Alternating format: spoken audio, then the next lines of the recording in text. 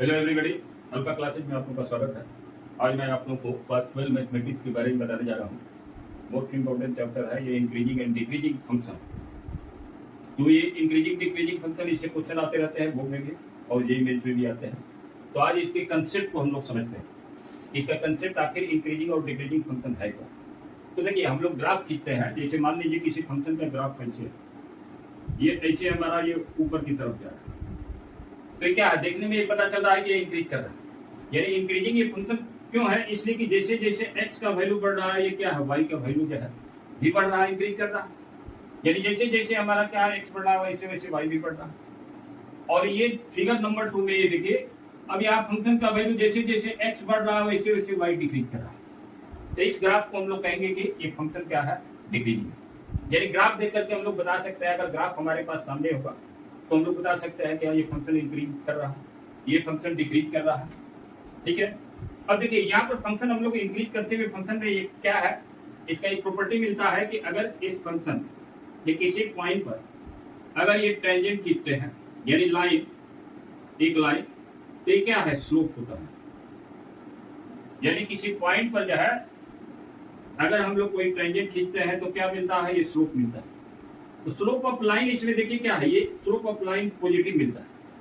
यानी इस केस में क्या है कि स्लोप हमारा पॉजिटिव है। और यहाँ किसी पॉइंट पर अगर कोई लाइन अगर ड्रॉ करते हैं, यानी टेंजेंट ड्रॉ करते हैं, तब देखिए इसका स्लोप क्या हो गया, एक तरह से निगेटिव मिलेगा।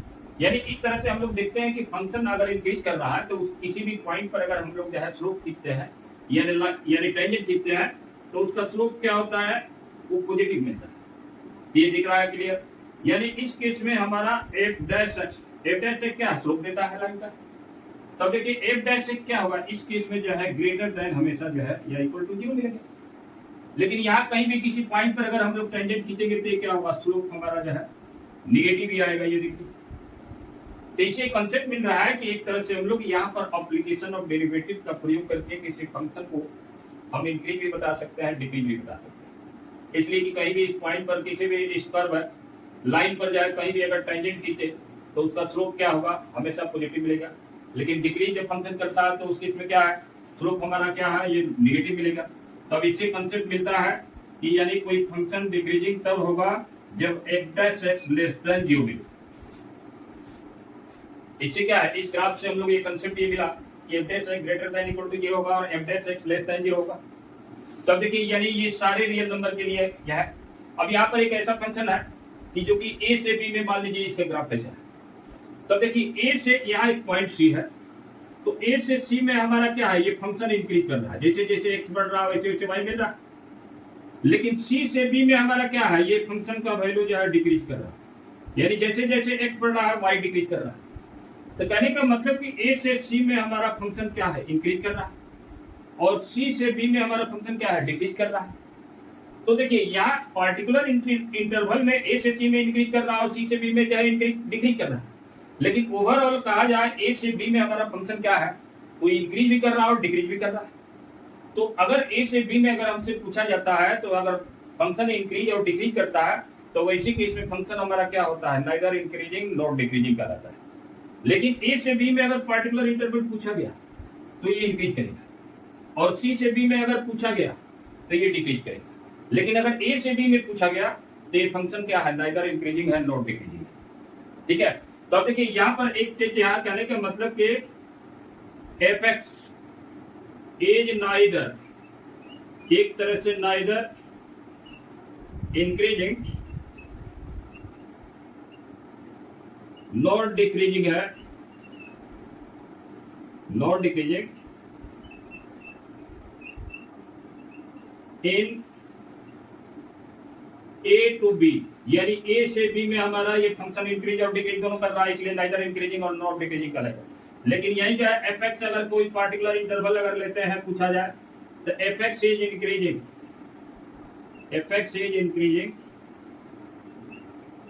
इन ए से सी के बीच में रहेगा, एंड एफ एक्स जो है हमारा डिक्रीजिंग होगा, एफ एक्स इज डिक्रीजिंग, यानी एफ एक्स डिक्रीज करेगा इन सी से बी, यानी सी से बी में फंक्शन हमारा डिक्रीज करेगा अगर पार्टिकुलर इंटरवल का।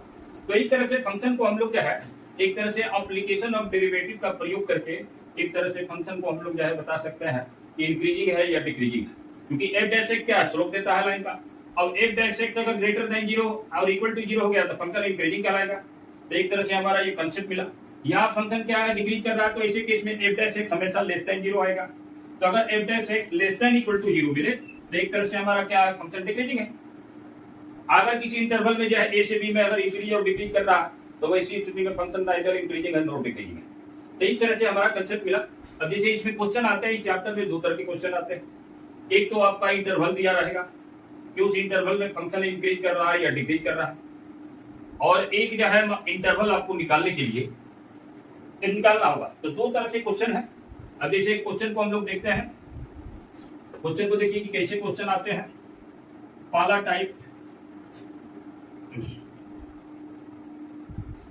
टाइप बता रहा है कि फंक्शन, अब जैसे मान लीजिए कि क्वेश्चन है एनसीईआरटी का ही है, क्वेश्चन दिया हुआ है। जैसे क्वेश्चन है सुडेट, यानी सुडेट करना है एफ एक्स बराबर साइन एक्स, ठीक है। पहला इज एफ एक्स बराबर साइन एक्स इज, पहला है इज इंक्रीजिंग इन 0 से π/2। दूसरा इसमें क्वेश्चन है डिक्रीजिंग, इसमें क्वेश्चन दिया है डिक्रीजिंग इन π/2 टू π। तब देखिए यहाँ इंटरवल एक तरह से दिया हुआ है, यानी टाइप 1 है हमारा क्या है, जब इंटरवल दिया रहेगा इसको हम लोग बोलेंगे टाइप 1। अब इस टाइप 1 में चेक करना होगा क्या हमारा फंक्शन।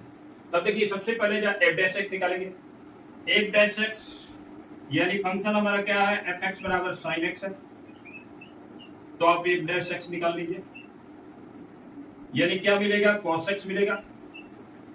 अब यहाँ पर 0 से π/2 के बीच में कोई भी आप एक वैल्यू रखिए। अगर इस एफ डैश एक्स का मान अगर ग्रेटर देन 0 आ गया तो ये फंक्शन क्या होगा इंक्रीजिंग हो जाएगा। तो देखिए 0 से π/2 के बीच में अब जैसे हम π/4 ले लेते हैं, π/4 x के जगह पर रख दीजिए, तो यहाँ पर cos π/4 क्या होगा, यानी 1/√2 बताइए, जो कि जो है ग्रेटर देन 0 है जी। तो अगर ग्रेटर देन 0 अगर एफ डैश एक्स मिल रहा तो ऐसी स्थिति में हमारा एफ एक्स क्या होगा इंक्रीजिंग होगा। Therefore F X is increasing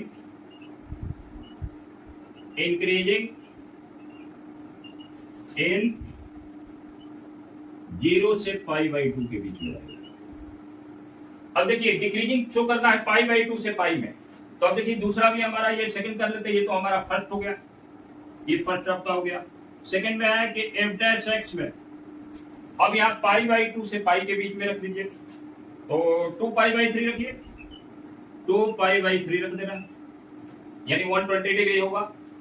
तो अब यहाँ पर cos यानी एफ डैश एक्स में रखना cos 2π/3, तो यहाँ cos 2π/3 क्या हो जाएगा -1/2। तो एक तरह से हमारा जो है -1/2 आया, जो कि लेस देन 0 है, निगेटिव है। तो अगर लेस देन 0 हो गया तो फंक्शन क्या हो गया, इसका मतलब डिक्रीजिंग होगा π/2 से π के बीच में। तो देयरफॉर यहाँ लिखेंगे F X is decreasing in